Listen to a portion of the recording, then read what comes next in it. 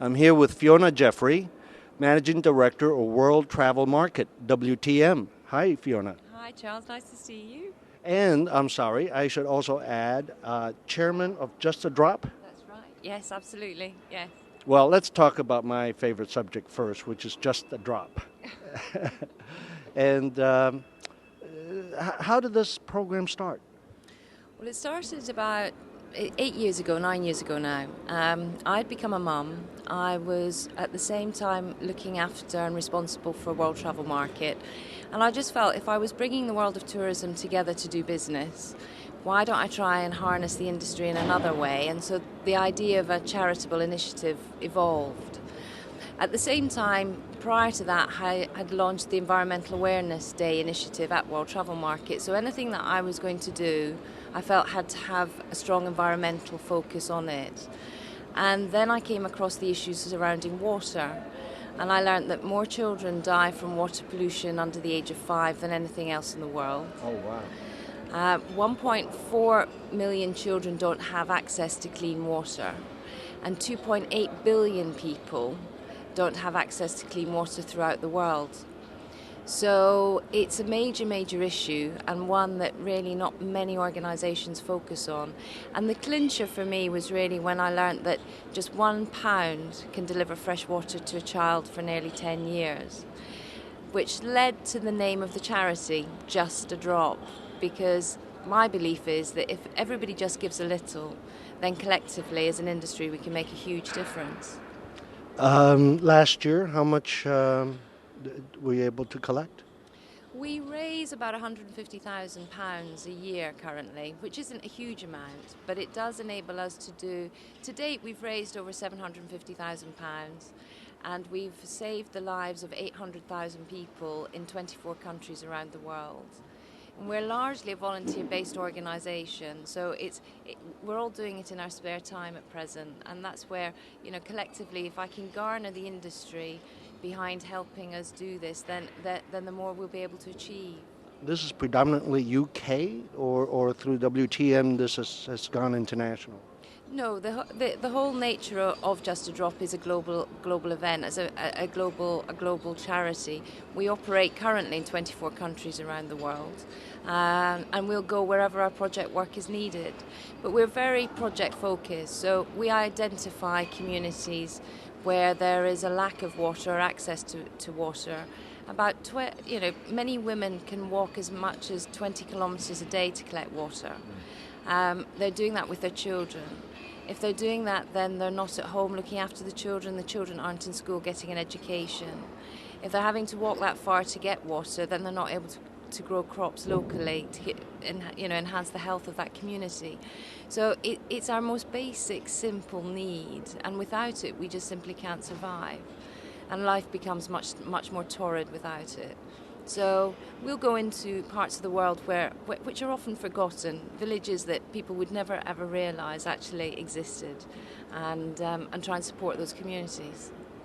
Yeah, when you said people actually walk 24 miles to get water, it's like, I went, wow, really? Still, you seem to think in the movies only. Well, exactly. I mean, 20 kilometres is an exception, but it happens. I'd say that the average that women and children have to walk is about 6 kilometres a day. And that's still. That's a lot that they even have to walk for water. Yeah, You're talking about average commute. Yeah. When you think, that a child dies from water pollution every 17 seconds in this world, the statistics are fairly stark, and it really pulls you up, because it's one of the things that we all take so much for granted. We turn on a tap and water comes out, and and we get upset if for some reason it looks a bit murky. Yeah. And the website is Just a Drop. Yeah, justadrop.org. Great, justadrop.org. Let's talk about WTM, World Travel Market, which I personally be attending since the early 70s. Great gathering, marketplace. What's new and different coming up for 2007, November? Well, I think sort of the two most exciting things that we've got happening. We're doing a major minister summit in partnership with the UNWTO and UNEP, focusing on climate change, which will be a development on from the Davos meeting at the beginning of October. And then another initiative which we launched at World Travel Market last year is World Responsible Tourism Day. And this is really a development of the Environmental Awareness Day that we set up 13 years ago. We moved the agenda forward to focus on responsible tourism, and we've launched World Responsible Tourism Day. And this is an initiative, it's a day of action, it's encouraging anyone in the travel and tourism industry, wherever they are in the world, whether they're associated with World Travel Market or not, is to really use that day to focus on responsible tourism issues and look at what they as organisations can and should be doing. And we will obviously be showcasing a lot of what is going on in the industry at World Travel Market. The world's media are there, so it enables us to get the message out. It enables us to educate both the industry and the consumer in terms of what they can do to make their own contributions. And so we're looking at identifying at least 20 leadership case studies from around the world, which will help to add to the education of people and prove that action does speak louder than words. You know, a lot of words have been spoken about the issues surrounding the environment and sustainable tourism, and it's great that we're all becoming, better educated in that regard. But fundamentally, it's now time for acting. And I want to be able to showcase what people are actually doing and help educate those that currently aren't doing about how to go about doing it. To what extent do you have maybe ideas of how that may be translated to the exhibit area by each exhibitor? Of course, it's up to them what they want to exhibit and showcase, but they all, I suppose, might have a little eco-green component to their product. Well, obviously, we're absolutely looking to encourage that, and that goes for simple things as how they end up building their stands and how they, and their recycling and the use of waste, even at an exhibition like World Travel Market. But we're also going to develop a pledge board at World Travel Market so that we can actually harness what people's own individual ideas are, what they think responsible tourism should be, what it means to them, what do they think World Responsible Tourism Day contributes to the agenda. So we actually harness and garner people's feedback and use that for the development of the programme moving forward. Because although we're focusing on a day, I'm absolutely realistic that it doesn't happen in a day. It takes years of planning in advance, and it takes years of continued development thereafter. But what we're just trying to do is to use World Travel Markets, harness the issues and better educate the industry overall. Help our audience a little bit on some statistics in terms of how many people attended, how many exhibitors, what percentage overseas, a couple of those numbers if we could. Well, World Travel Market tracks 202 destinations currently from all over the world.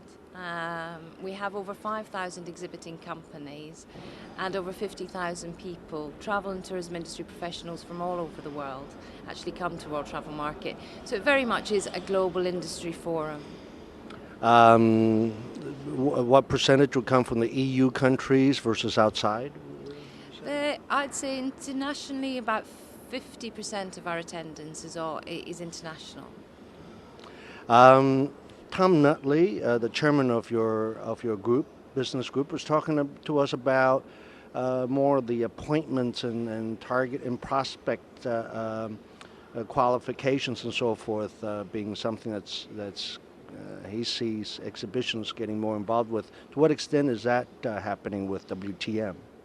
It's a really important part of our development programme. I mean, World Travel Market is such a broad-based event that for people turning up, it could be quite overwhelming. And we always encourage people to pre-plan in advance. Then we have to make that easier for them. And all our delegates are registered and they've all profiled themselves. So we've developed a programme called the Personal Event Planner, which enables people to actually to match the individual people's interest. So a Meridian Club visitor can register their interest, and we will then give them a breakdown of all those exhibitors that match that interest, and then link that to the floor plan, link it to the content of our conference and seminar program, and also give them the facility to click through and make a direct appointment with an exhibitor if that's what they want to do. So for me, matchmaking of people's business interests is actually very important to the ongoing success of World Travel Market. Fiona, thank you for joining Travel Mall TV this afternoon. Thank you for Just a Drop, and thank you for WTM.